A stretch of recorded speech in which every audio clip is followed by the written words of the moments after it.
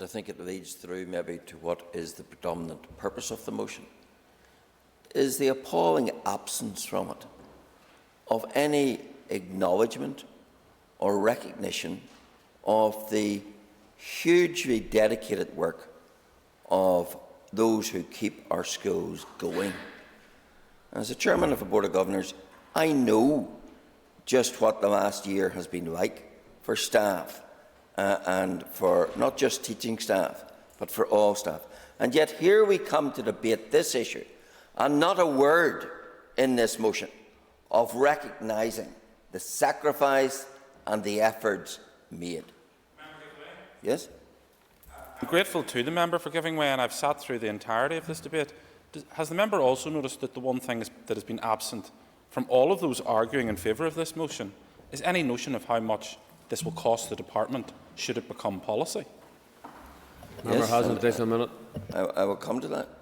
It's quite clear to me that this recall and this motion is and was a stunt. Nothing more than that. We had the similar situation in September. Didn't make any difference, nor will this. But of course, the primary message of this motion, signed by 3 parties of the executive, is to cause me to remind this House that these 3 parties are in the executive. This is the executive of which they are part, that they are now tearing apart when it comes to one of those departments. What we are seeing, of course, is the dying months of the disintegration of this executive and the dysfunctionalism that's writ large over the very bringing of this motion brings that point home. I also have to say this, that some of the people who brought this motion today are the very same people who couldn't get our schools closed quick enough,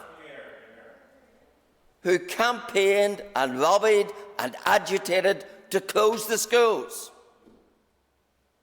who campaigned and lobbied and agitated to cancel exams. And now we're supposed to believe that the motivation here is pure. It's about the interests of our children. Well, you can't have it both ways.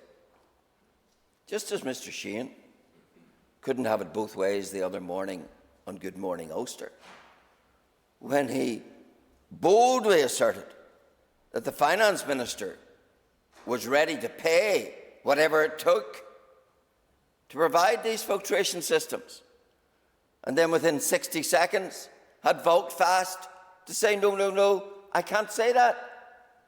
And of course that brings us to the heart of the issue. What is the cost? What is the efficacy of these systems? Are there alternatives?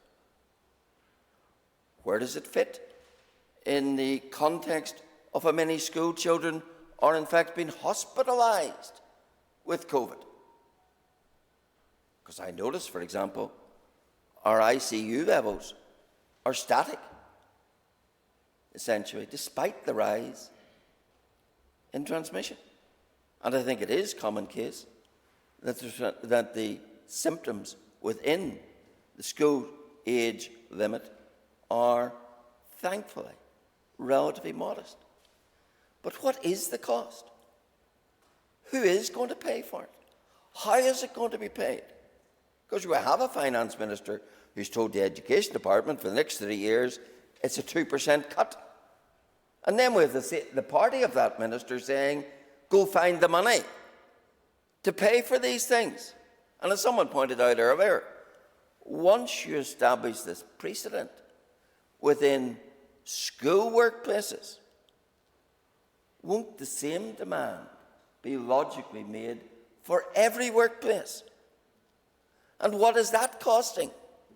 So I think once more we're in a free slide of easy-made demands without any appreciation or any consideration of who pays for it and what it would cost and what you would have to go without in order to supply this. So I think those who bring a motion such as this need to do better.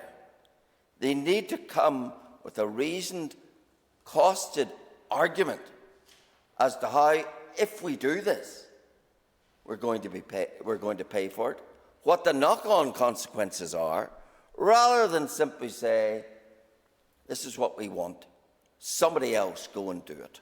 That's not really the way to conduct responsible politics. But that, sadly, in this disintegrating executive, is how things seem to work, or not work. Thank you. To call Jerry Carroll.